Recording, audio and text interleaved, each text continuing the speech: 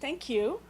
So you've heard up to date all of the studies that have been happening in the jurisdictions, different parts of Canada. So today, for this part of the presentation, Alice and I will talk about the National Settlement Outcomes Survey. And this was undertaken by a working group consisting of federal, provincial, and territorial representatives. It's a collaborative effort. And this group is responsible for settlement issues. Now, back in 2010, the federal ministers tasked this working group to undertake a study and to work on developing the Pan-Canadian Framework for Settlement Outcomes to establish a cohesive national approach to measuring a settlement across the country. So up until this time, people were measuring outcomes in different ways. We didn't really have a good picture, a good profile of what's going on across the country. So not a lot of comparable information was available. The group worked on developing a set of 7 settlement outcomes, and we developed a survey. And the goal of the survey was to assess settlement outcomes across Canada and identify the factors that influence successful settlement. This survey was not about attribution. It wasn't about did you use services, what did you find out about them. And the decision to not look at attribution was that we were looking at people's experience right across the country, and people are using different services depending on where they are. So we didn't want to sort of go into comparing apples and oranges. What we really wanted was, what is the perception of newcomers in terms of their settlement experience? So we wanted a snapshot of their experiences in time. So, as I had mentioned, we had identified settlement outcomes, and there were 7 of them. Now, what we wanted to do was not just to look at how settlement experience was perceived by the newcomer, but also the two-way street portion of it in terms of how welcoming Canadian society is vis-a-vis the newcomer. So we had a number of outcomes that focus on how well newcomers understand life in Canada. Do they know how to access public services and community resources? Again, not have they accessed them, but do they know how they could go about doing that? Do they have the official language skills to function in Canadian society and the labour market? Do they have the knowledge of the Canadian work environment? And they aware of local labour markets? Do they have the skills to become employed in their chosen occupation? And how well are they connected to social and economic networks as well as broader communities? Again, what's their perception of it? On the other side of the two-way street is how well do people, communities, and workplaces, how well are they in terms of welcoming and inclusive of newcomers? Now, we also had identified 4 integration outcomes. This survey focused solely on the settlement outcomes because this is an area that we're directly involved in. But in terms of integration, there are many, many other players, other federal government departments and private sector that are involved in influencing integration. Those indicators, and we had 4 of them, we had committed to monitoring them through various research. There's a lot of existing data out there, and we thought we would use that to monitor how people are doing in the long term in terms of integration. So this survey only focused on the settlement. So for these indicators, for these outcomes, we developed indicators, and then from the indicators, we had questions. Now, just to give you an idea of what this survey is and isn't. The survey is the first large-scale nationwide study of settlement outcomes in Canada. We, in the end, interviewed over 20,000 people right across the country.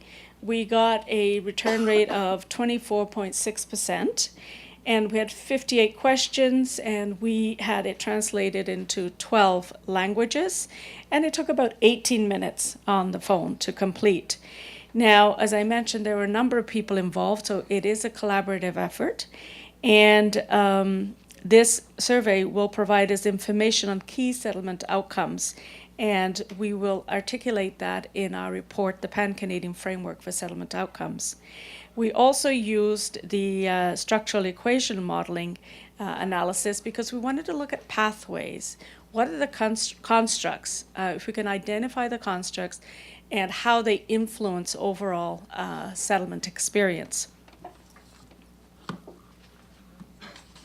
Now, in terms of limitations, what this survey is not. This survey doesn't necessarily reflect people's recent experience. You may have people here who've come through a temporary status and then 10 years later they decided to, become landed. So we actually looked at, it was a time in point, and as I said, a snapshot. This is not based on qualitative data such as employment earnings, employment patterns, or language test scores. Results are not broken down by newcomers who've received services, and we don't have demographic information available on respondents' place of residence. So, who were these people that we interviewed, the 20,000 people? So you've got the immigration categories in terms of a huge number of people from the economic and the principal applicants. And then you've got the other economic spouses and dependents and family class and other. In terms of age, 34% are 25 to 34, kind of the whole thing around, people being around in their 30s is what we captured. And the gender split is almost half and half, and visible minority status is also identified. And there are some findings that focus on experiences of visible minority, and they do rate somewhat lower in some of their experiences, and Alice can talk to you about that.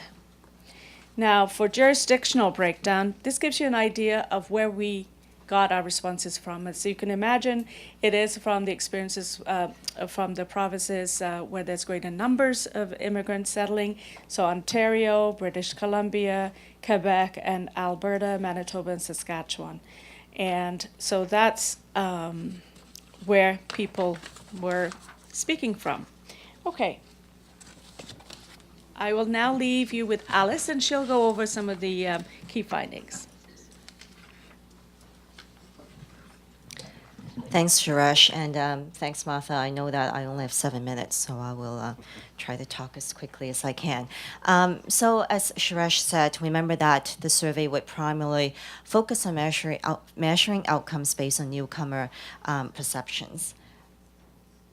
So some of the overall findings is that scores are pretty high, and newcomers are generally satisfied with the settlement experience and intention to stay in Canada. For all of the questions, newcomers were asked how much they agreed with a given statement of providing a response on a scale from 1 to 5. So 1 being 0 point and 5 being 100 points.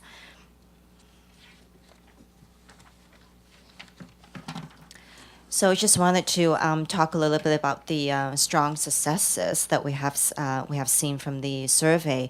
We have strong successes in the settlement satisfaction and attachment. So they have, like I said earlier, high satisfaction with life in Canada, and most newcomers would rather stay in Canada than go back to the home country or elsewhere. In terms of life essentials and basic needs, living conditions and transportation options meet most of the newcomers' needs, and there's moderate scores regarding financial resources with respect to housing and clothing and cars and those type of necessities. And there are high scores for understanding of Canadian culture, laws, rights, and responsibilities. And with respect to language skills, Apparently, there's a high confidence in ability to use English or French in daily activities, social settings, accessing services, and seeking employment. And I just wanted to point out to you that this is a group of people who are in the labor force and not in the labor force. And also, the survey was being offered in different languages, as Suresh said earlier. But most of the people who answered the survey was answering in English.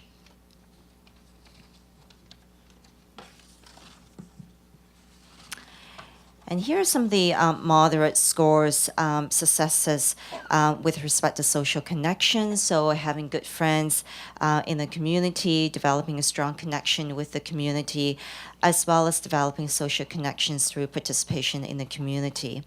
And also there are moderate scores for knowing how to access settlement services, and also the ease of accessing services in either official languages. But of course, nothing is perfect. We do have some challenges.